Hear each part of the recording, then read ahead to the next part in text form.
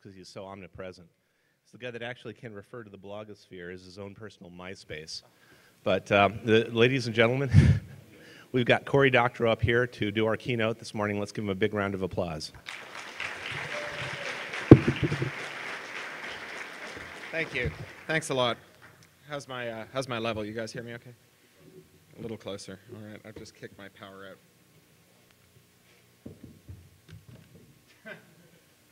And now I will fall off the stage. There we go. All's good. All right. Hi there.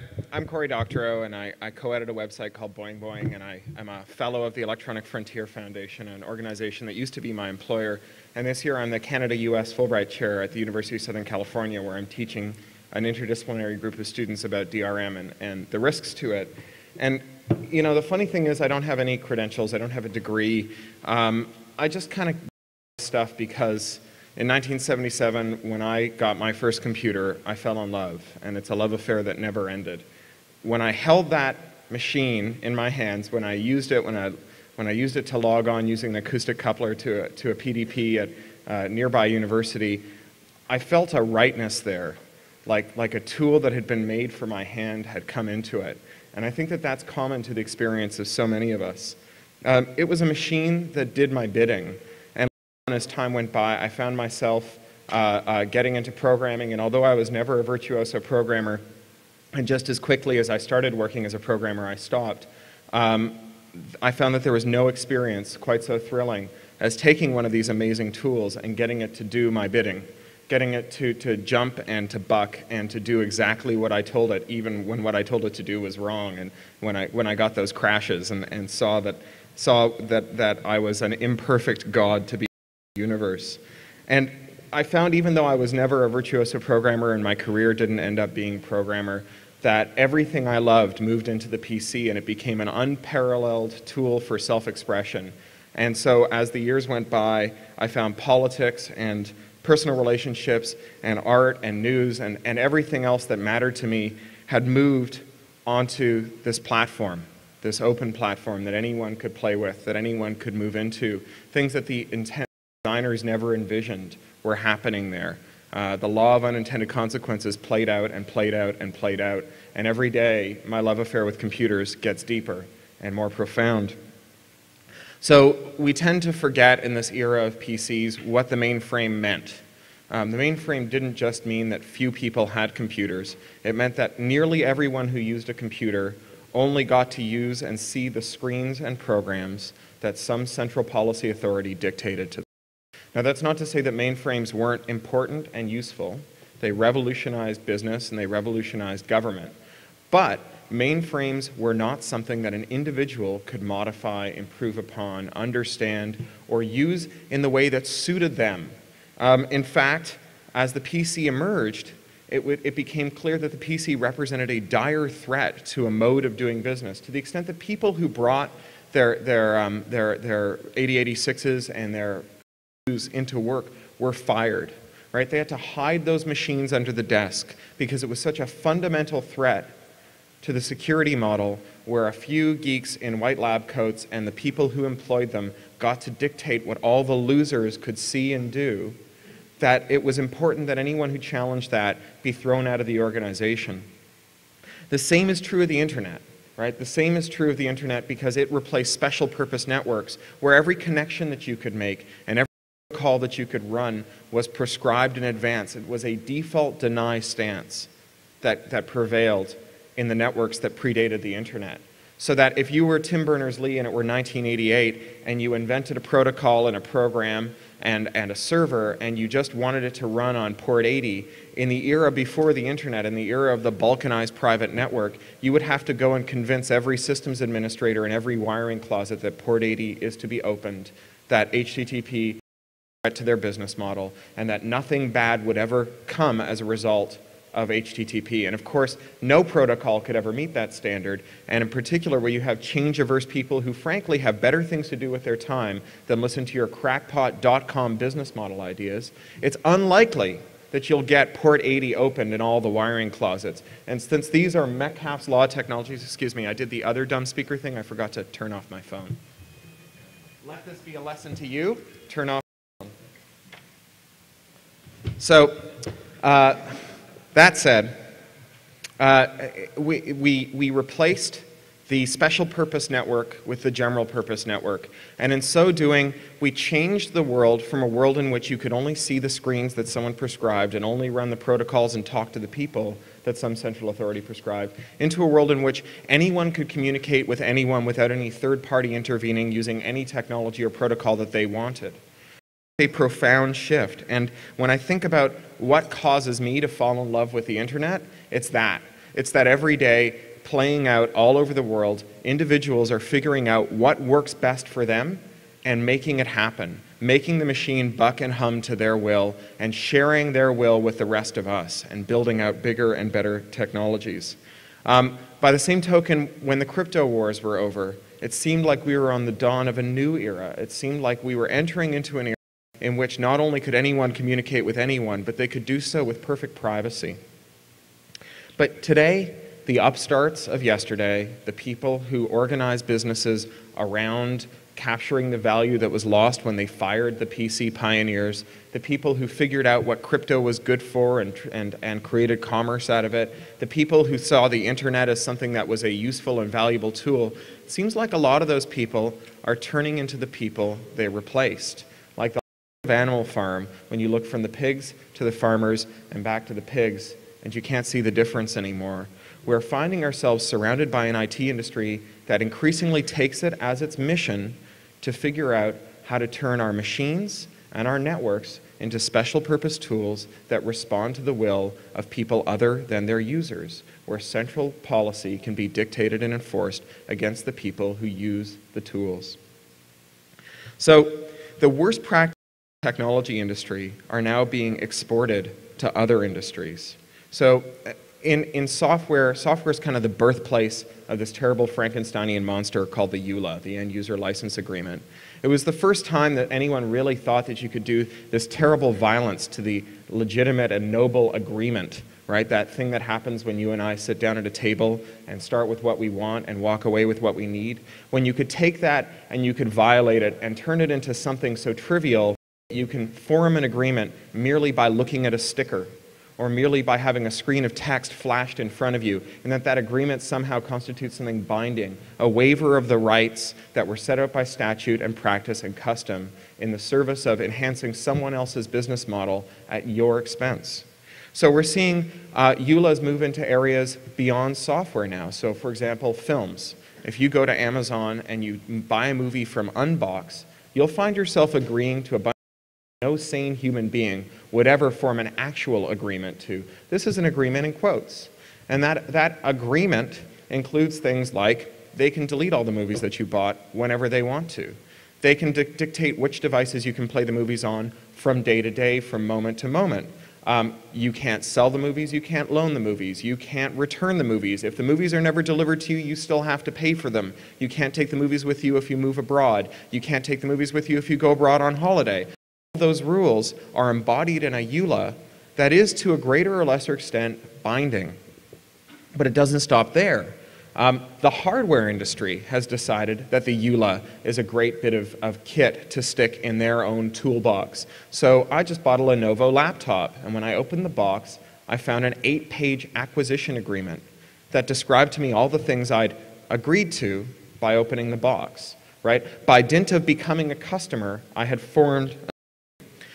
It's coming to television. So I was recently at a digital television standards body meeting in Europe, and a representative of the Motion Picture Association of America was there, and he was describing a system that he wanted to include in broadcast television so that certain shows would only work on certain outputs from your receiver. Right? So as you change the channel, bits and pieces of your home theater would go dark. And I said, well, you want to apply this to broadcast television, and at least in the US, which is one of the places he wanted this to apply, we have statutory rights around what we can do with the television we receive. And that's because broadcasters are corporate welfare bums. They don't get that they don't pay for that spectrum, that valuable, scarce electromagnetic spectrum that we turn into so much value. Look at that tiny little slice that Part 15 gave to us, where we have our 2.4 gigahertz applications and all the value that was created out of it. The broadcasters get the exclusive right to use spectrum that's infinitely more valuable, low frequency penetrative UHF spectrum, for free, And all they're expected to do in exchange for it is broadcast. And so we have rights to those broadcasts because they're in a sense, those broadcasts unfold on our property, our spectrum, the American public spectrum. So I said, that belongs to us. How can you tell me that parts of my theater should go dark depending on which channel I'm watching, depending on which show is on? And he said, well, it's true that you do have rights, but what if you decided to waive them in consideration of seeing a show that you couldn't otherwise see? Well, you know, waiving rights in consideration for value, that makes sense. That is one of the ways that we make an agreement. For example, if you owned an apartment and you moved abroad for a year, you might rent out your condo, and in so doing, you would waive your right to just walk in and start eating the food in the fridge in exchange for the rent your tenants would pay you. And I said, well, that's an interesting thing. How would you form an agreement to waive your rights to watch a show on a certain piece of receiver equipment? It's simple. You're watching channel 3 and you press the channel up button. Now you're watching channel 4 and you agreed. You agreed when you pressed channel up. Moreover, these technologies are now embodying something called authorized domain, which has become a very sexy subject in digital rights management technology. And the idea of authorized domain is that you further agree that you will only watch the programs that you receive on one household's worth of devices. And this seems like a lot more liberal than saying you can only watch your DVD on one device at once. They say you can watch it on a household's worth of devices at once. But it raises an interesting question. What's a household? Right? There are varying definitions of household that prevail in different parts of the country, different parts of the world. So while the people who propose authorized domain inevitably will trot out examples like, we can accommodate you if your household includes a minivan and a summer home, they never trotted examples like, we can accommodate family in Manila whose daughter works as a domestic in California and whose son is building buildings in Saudi Arabia. Right? That household isn't countenanced in their designs because they're not designing technology for those people. They're designing technologies for themselves. And what happens when you turn general purpose networks that anyone can adapt to suit their own needs into special purpose networks that are designed for the majority is that everyone who doesn't fit down that central mold, anyone who's a little bit true, and I think that includes most of us, is not accommodated by the plans. We all end up second-class citizens in the technology universe.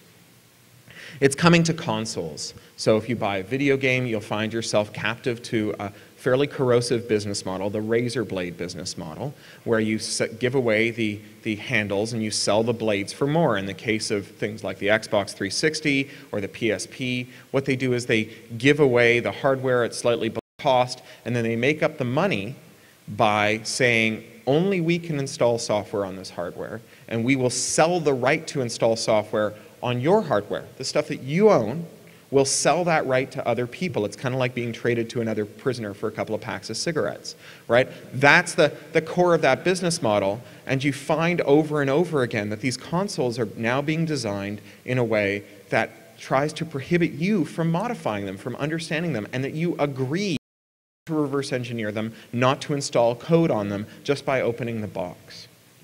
We're seeing this, of course, in peripherals, toner cartridges, another example of this razor blade business model where the toner cartridge often contains more intelligence than the printer, all of it aimed at keeping you from refilling the cartridge. Imagine if instead they decided to have a business model where they embraced figuring out how you could add value to a toner cartridge. Right? Think of all the things that people print with inkjets right now. You have people who print heat, right? People who print artificial cells with toner cartridges. You have people who print ARFIDs with toner cartridges. You have people who print sheet cakes.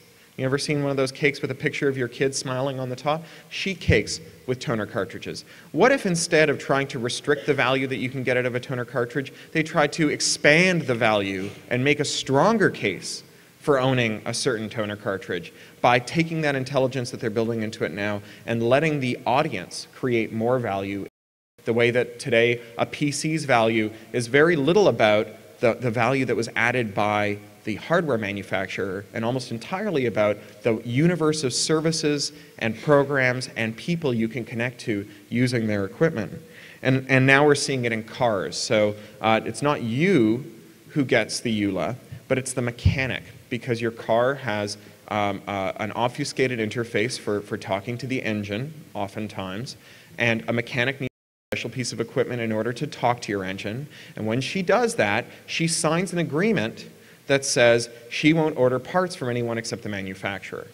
Right? So something that no statute would ever allow, if a manufacturer went to the Congress and said, we would like you to give us a monopoly not just on cars but on aftermarket equipment that might go into a car so that we can prohibit people from installing third-party equipment into the car, Congress would laugh them out because this is clearly bad for competition, right? We're supposed to have a this is a planned economy, or worse, it's a kind of throwback to the old feudal system where the king would give his favored subjects, a monopoly on the production of silver ribbon or the color blue or, printing of the almanac. This is that kind of throwback, and no Congress would give it to them. But by adding a EULA, you can create this kind of private law.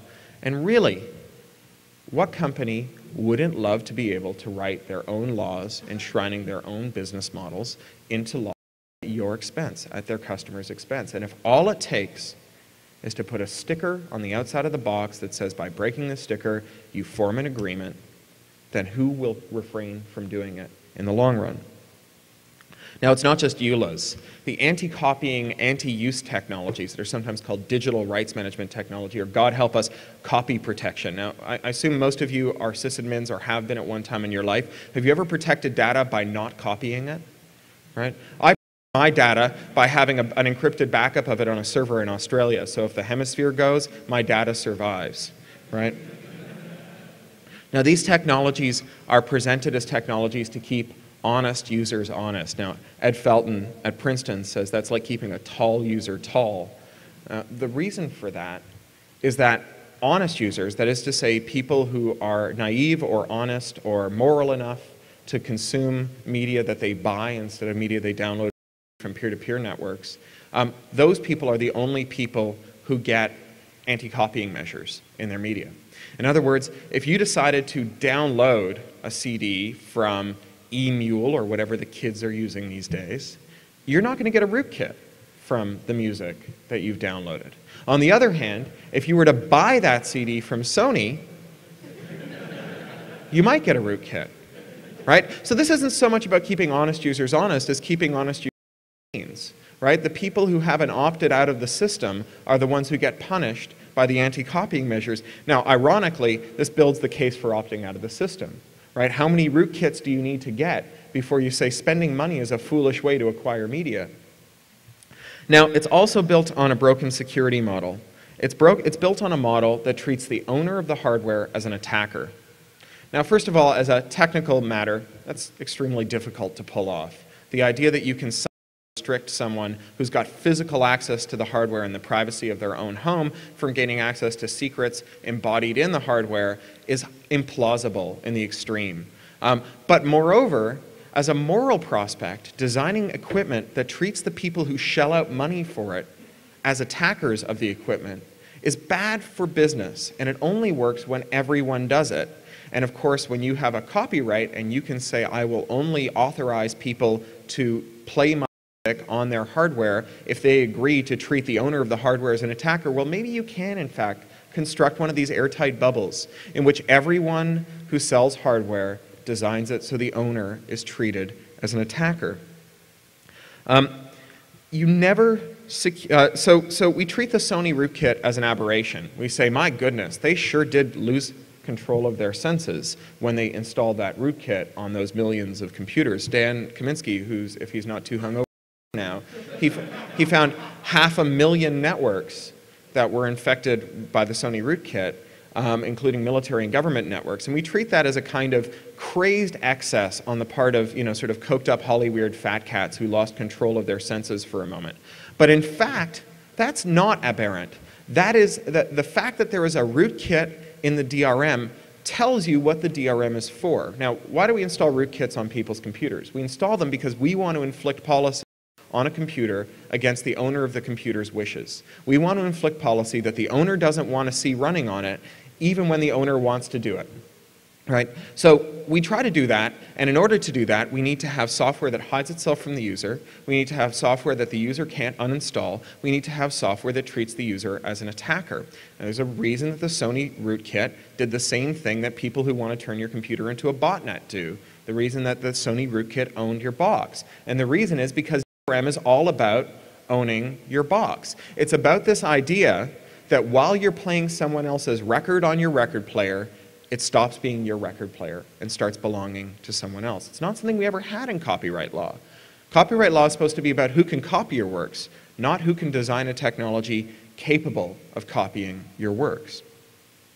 Now, you can never secure a computer by designing it to enforce remote policy against the user. Right? I'm a science fiction novelist mostly these days, and as a result, I'm keenly attuned to dumb things that happen in science fiction media. And the dumbest of all is the self-destruct button. Right? Every now and again, you'll see this in a movie. My goodness, they've tripped the self-destruct button, and we have 30 seconds to get off the ship before it explodes. And you got to ask yourself, why'd you build a self-destruct button into your rocket ship? Gosh, that seems really dumb, right? Wouldn't your rocket ship be safer if there wasn't a single command that could make it explode? Well, why are we designing computers that can enforce remote policy against their owners? Wouldn't the computer be more secure if it were designed from the ground up never to allow remote policy to be enforced against its owner?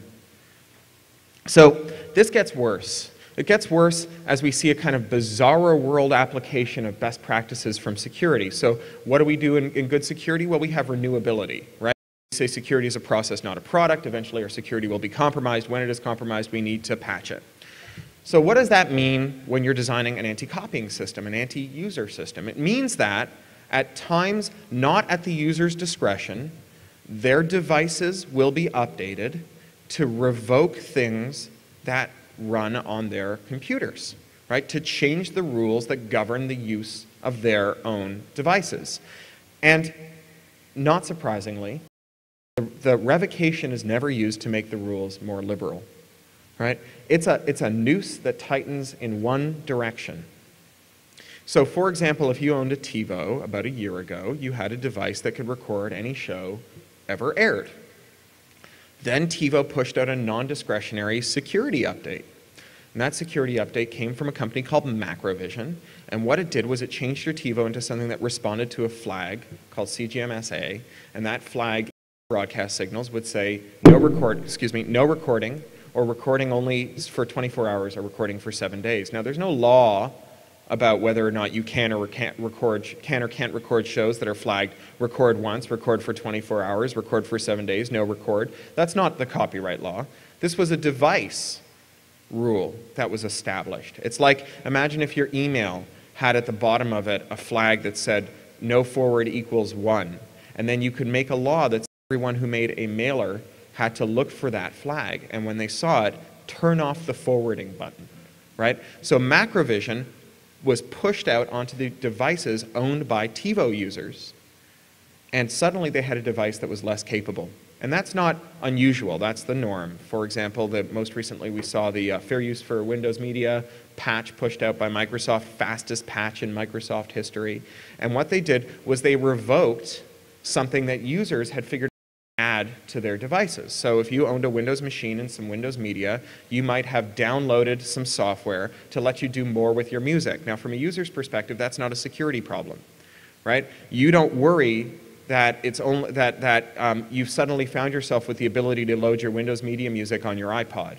You don't say, I wish that someone will come along and patch this security vulnerability that allows me to do more with the music I paid for.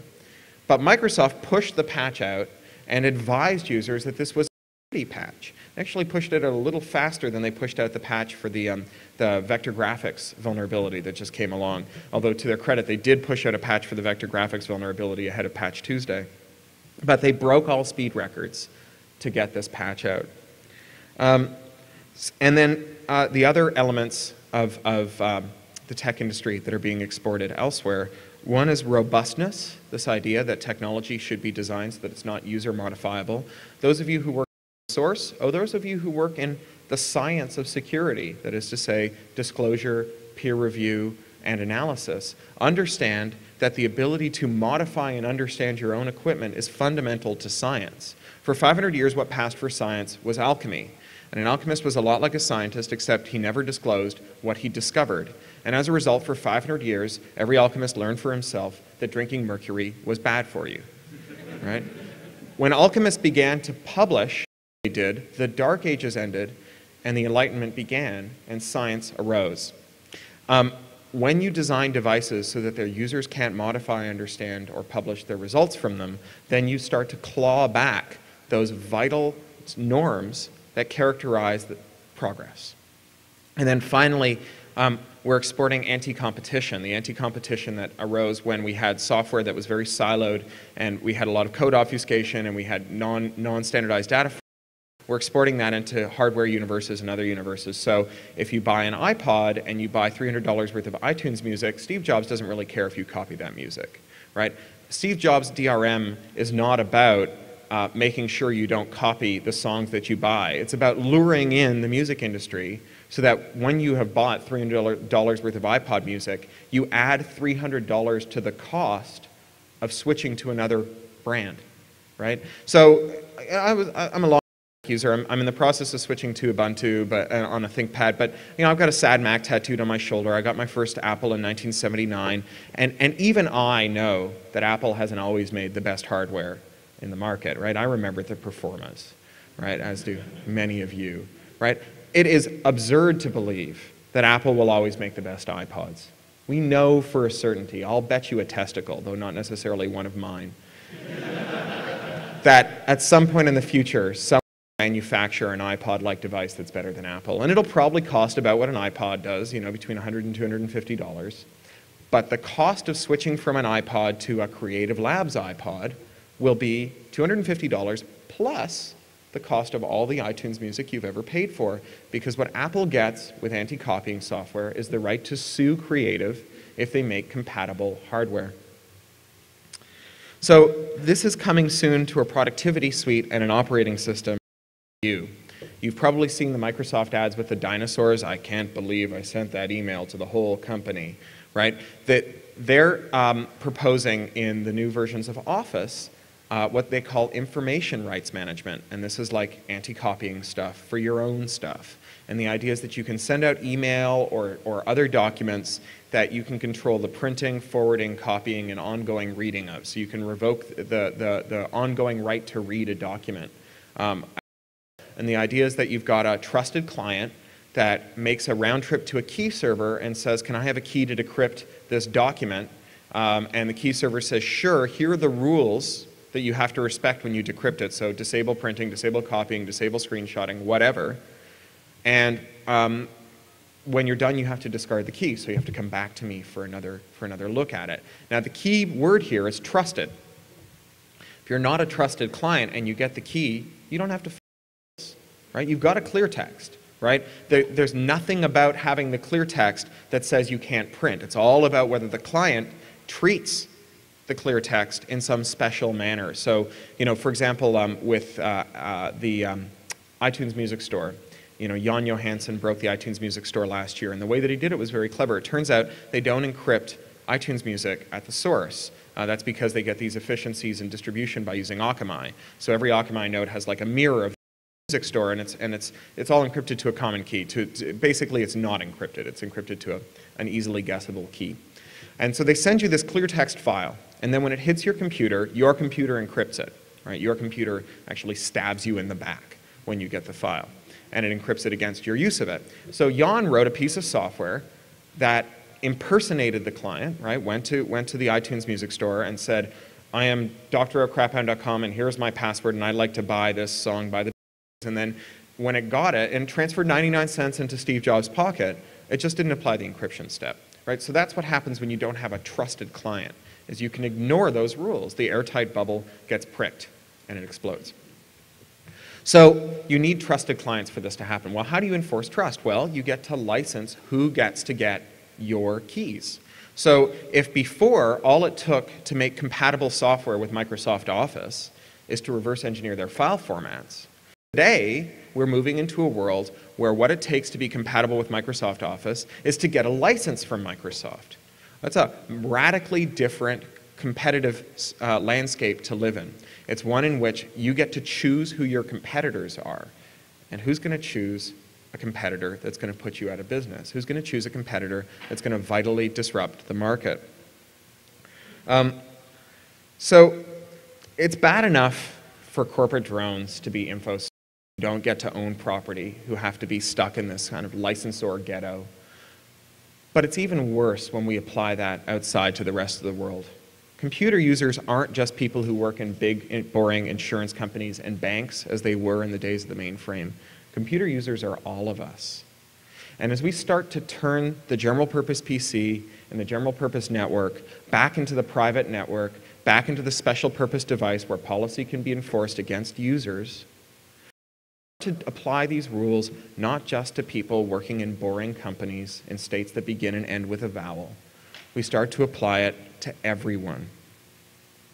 So your elite, your users listen to you.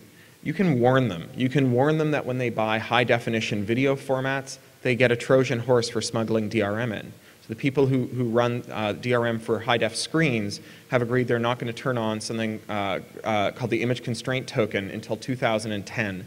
Token that downsamples video when it's output on the analog outputs. And so what's happening is they're encouraging us to buy devices that have an anti-user measure in it, but they're promising not to use it until we've all bought the devices, right? They're promising that we will never discover this Manchurian candidate until it's too late. So you can warn the users who depend on you. Next time when you go home at Thanksgiving, don't just install Firefox. Explain to them about HD. You can tell them about EULAs. You can tell them that the Media Center PC treats them as an attacker, won't let them record some shows, and in the case of the Comcast PVRs, is actually capable of deleting your library of stored programs before the DVD comes out, as happened with 6 Feet Under last year. You can warn them against the new Office suite. You can warn them about all of this stuff, and you can fight back yourself. The best security in the world is to have a civilization built on freedom and on fairness, where we can all bargain, and in a place where our negotiating position isn't waived merely by breaking a seal. You can join EFF, a nonprofit civil liberties group. They don't pay my salary anymore, but they pay the salaries of some amazing people who do amazing work. I don't know if you've heard, but it looks like they're going to overturn the NSA wiretapping program at AT&T real soon now.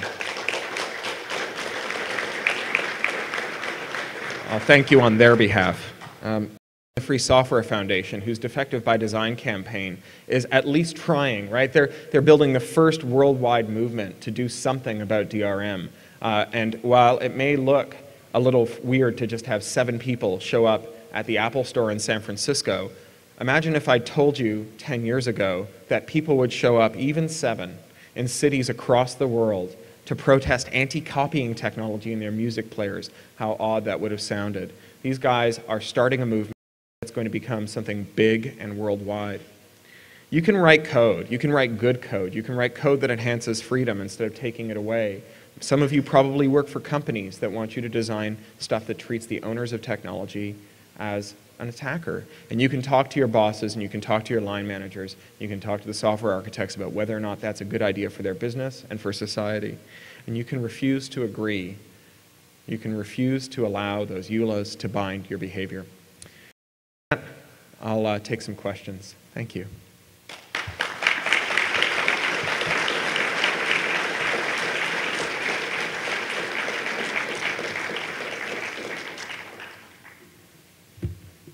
Questions? It was all self-explanatory.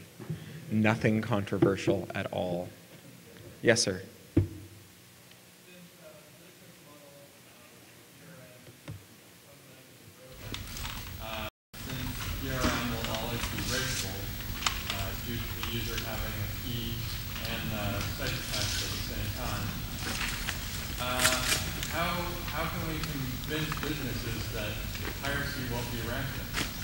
Well, I think that you need to reframe it. So the question was, since DRM's security model is fundamentally broken, you give people the ciphertext and the cipher and the key, and you expect them not to render a clear text at will, what do we do with companies that piracy won't be rampant?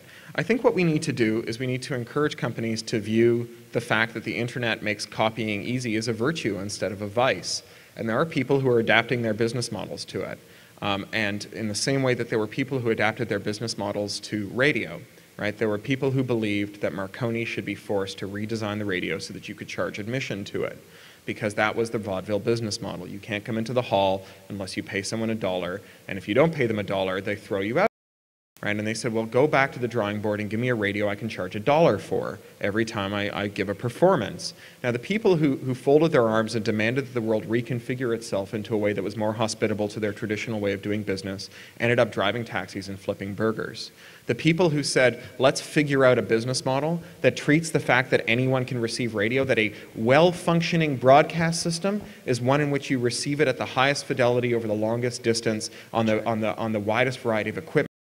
The definition of a good radio, in the same way that the definition of a good internet is that it copies many bits quickly with the least control at the most and the most speed and the most faithfulness. Sure. Right? Those people eventually got rich.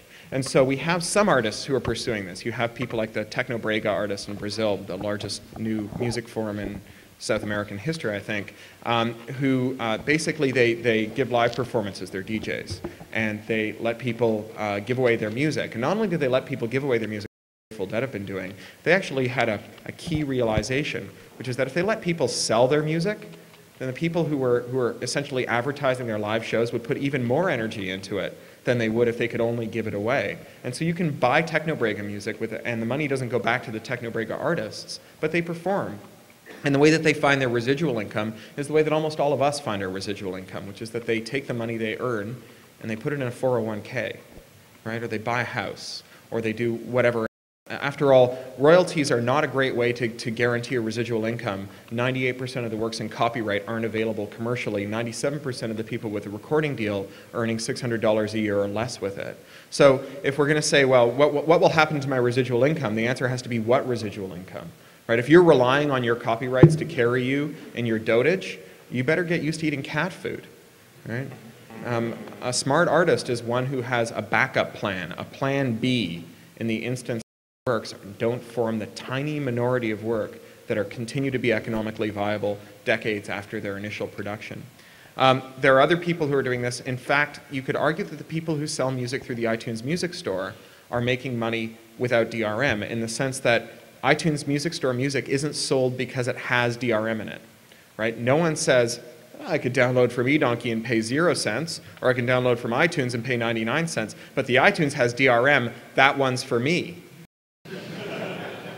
Right? The 1.5 billion tracks that they've sold have been sold in spite of the DRM, not because of it.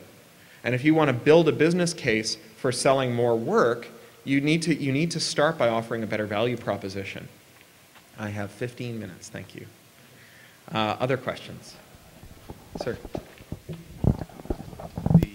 The infinite copyright situation that we're facing these days? Additional on infinite copyright. So copyright is extended every 20 years or so by the entertainment industry lobbying for it.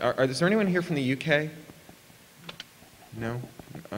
Sorry. If there were people here from the UK, I would tell you to go back and talk to Parliament, because they're about to extend the copyright on British sound recordings for another 45 years. That happens all the time, and it happens all over the world. And it's bad news. It's bad news because for most of us, 45 years after our work is created, 100 years after our work is created, and more, and in this country now it's the life of the creator plus 75 years, which, you know, if you created it when you were 15 and you died at 80, that's a long term of copyright. Figuring out who you need to talk to before you can reuse that work, before you can bring it back, archive it, put it back in the stream of commerce, make a new work from it, is almost impossible. And certainly costs more than you'll ever hope to earn from those works. And so as a result, the works languish, right? You might have a piece that you think would be interesting to use in your new transformative work, but figuring out who you need to pay, let alone paying them, costs more than you'll ever be able to earn back from it. So what that means is that the library is burning in slow motion. All that film made before the first Mickey Mouse cartoons is turning to slime, and we can't bring it back because for so long as those early Mickey Mouse cartoons, not Mickey Mouse himself, right? Mickey Mouse is a trademark. He'll exist in perpetuity for so long as Disney is associated with him in the public mind. But those early 5-minute shorts, for so long as they remain in copyright, all those other works disappear. It's a kind of radical denuding of the marketplace. Sure. And there are a lot of bad things you can do to artists, right? You can plagiarize us, you can rip us off, you can leave us to die in penury, you can write nasty things about our books on Amazon. But of all the things that you can do to artists that horrify artists, I think One that for which we reserve a special creeping horror is the spectacle of the mountain of books on fire. It's being removed from the public eye. It's being removed from the public sphere. It's being forgotten by history. And there's nothing that will guarantee our being forgotten by history than by creating this field, unnavigable minefield of proprietary interests around our work. And that's getting worse, not better. So for example, WIPO, the World Intellectual Property Organization, is embarked on something called a broadcasting treaty that would create a separate right, not just the copyright, but what's called a broadcasting right. And that broadcasting right would accrue to people who transmitted information, including in the webcasting right, people who transmitted information over the web, not the creators. Right? So you might have the creator's permission, or it might be in the public domain, or it might be fair use, or it might not be copyrightable, like C-SPAN. The stuff your government makes, they can't copyright. That said, you will still have to get permission from someone whose creative contribution to the work was electromagnetically modulating it.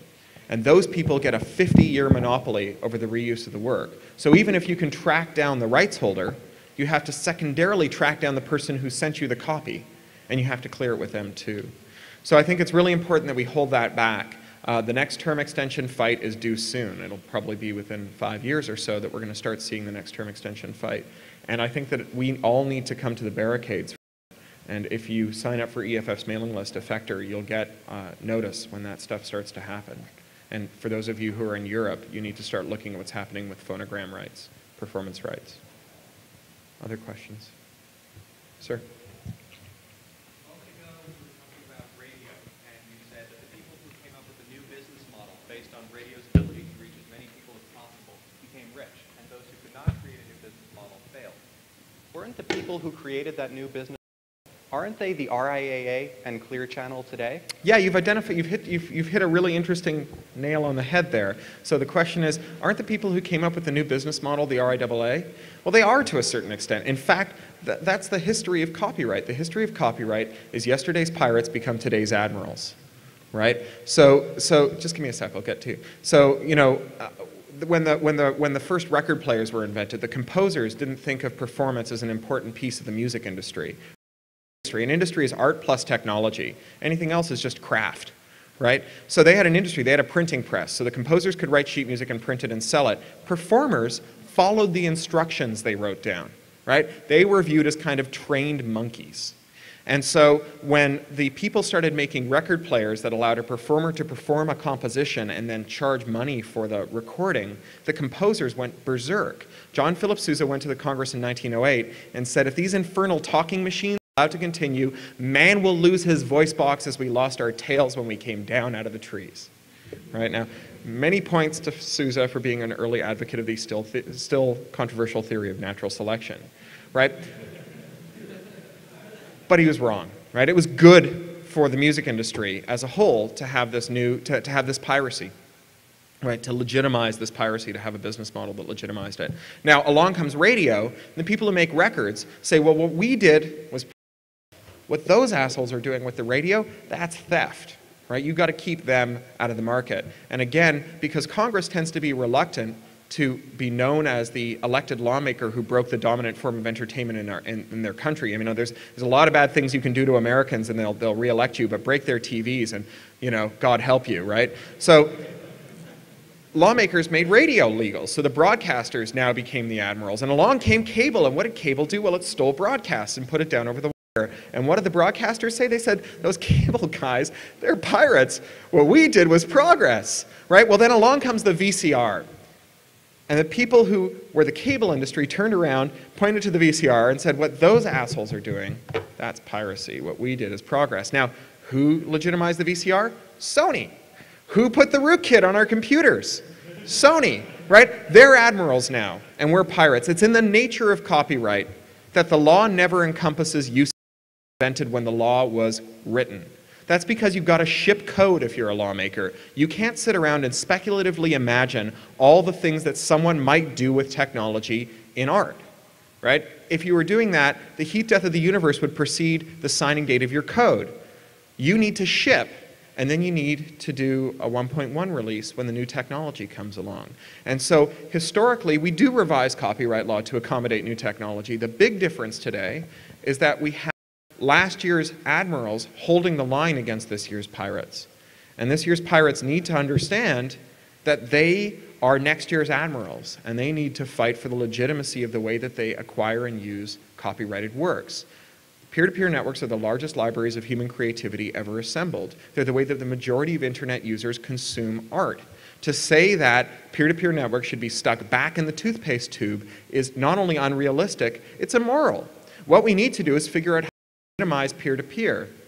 So one thing that's been widely proposed is that ISPs could opt into paying a license fee for their users that would confer on them the unlimited license for their users to download using whatever protocol and whatever software they wanted, any music they wanted, and that music would be statistically sampled and it would be paid back to artists. Now, if that sounds familiar, it's because it's how radio works. No DJ picks up the phone and has his $400 an hour lawyer talk to the $400 an hour lawyer at Sony BMG to discuss whether this needle drop is going to cost 10 or 15 cents. They pay a blanket license fee, and in exchange they get the unlimited right to play music. Right? Well, why can't the American public get the same deal from the people who control those copyrights as the people who run radio stations? And why can't we get a better deal, right? Those old ASCAPs and BMIs, those collecting societies, were conceived of in an era when it was all pen and paper and really easy to make some money disappear. You know, you might have heard Sound Exchange can't find obscure artists like Public Enemy to pay them the royalties they owe them. Why can't we form collecting societies that look more like Flickr than like some back end at EDI, right? Where there's transparency, where it's really easy to figure out what's going on and where the money is going. And in fact, the International Music Managers Federation wrote a great paper called Characteristics of a 21st Century Collecting Society. It's basically a requirements document for that collecting society, that piece of software. I think we could really solve this deadlock. Instead of criminalizing tens of Americans, instead of depriving them of their life savings, I think we could actually solve the problem.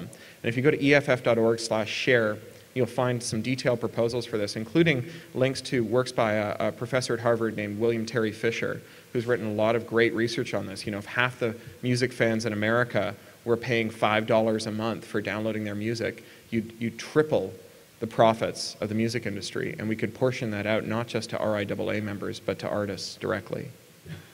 You had a question? I hit it. Right. Dan, and then I think we got a wrap. How do you connect your comments so far to around like open technologies and IP and law to net neutrality? How does this connect to network neutrality? Well, it's a good question. Network neutrality is a really thorny problem. You know, basically, we have a comparable situation to what happened with the broadcasters, where the network operators are, in the main, corporate welfare bums, right? They got a priceless treasure, the rights of way into our basements. Right? Imagine if you tried to individually license the right to run a wire into every house in America, what it would cost you, and how, not laying the cable, but negotiating the permission. Right? They got a law that allowed them to run the wire into our houses, and in exchange, we're supposed to get some value out of it. And what we're supposed to get is a neutral network. And what they're proposing, they're going to be able to charge high tariffs to some content providers instead of others. And the best example I've heard of it is Craig Newmark from Craigslist wrote a little piece that was quoted on CNN where he said, imagine if you picked up the phone and called Massimo's Pizza down the block, and instead of connecting to Massimo's, you got a message that said, due to Massimo's is not paid for high quality of service and guaranteed delivery of its phone calls, you can either hold for 3 minutes or connect to our preferred Domino's. Right? That's the network neutrality fight in a nutshell. The problem is, I think, figuring out how to keep these guys in check.